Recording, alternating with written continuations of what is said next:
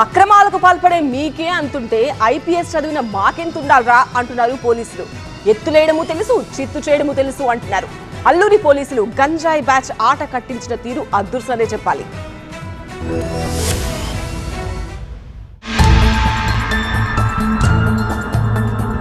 చూసారా, ఏ కరివేపాకు తోటనో మలబార్ వేపనో అనుకునేరు.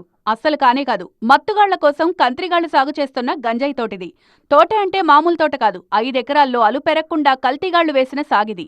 అల్లూరు జిల్లా జీ మాడుగుల మండలం డేగలరాయిలో కనిపించింది దృశ్యం. చిన్నా చితకా చెట్లతో ఏ లాభం?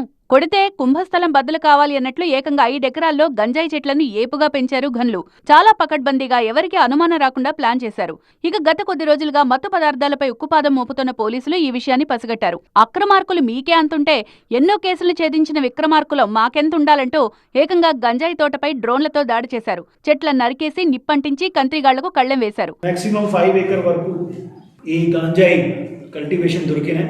దీనికి హైట్ ఇప్పుడు 2 feet 2.5 feet వరకు హైట్ ఉంటున్నాయి. మొత్తంగా గంజాయి సాగు, డ్రగ్స్ వాడకంపై మున్ముందు వణుకు పుట్టించేలా యాక్షన్ ఉంటుందంటున్నారు పోలీసులు. గంజాయి చూస్తేనే గజగజా వణికిపోయే పరిస్థితులు వస్తాయని హెచ్చరిస్తున్నారు.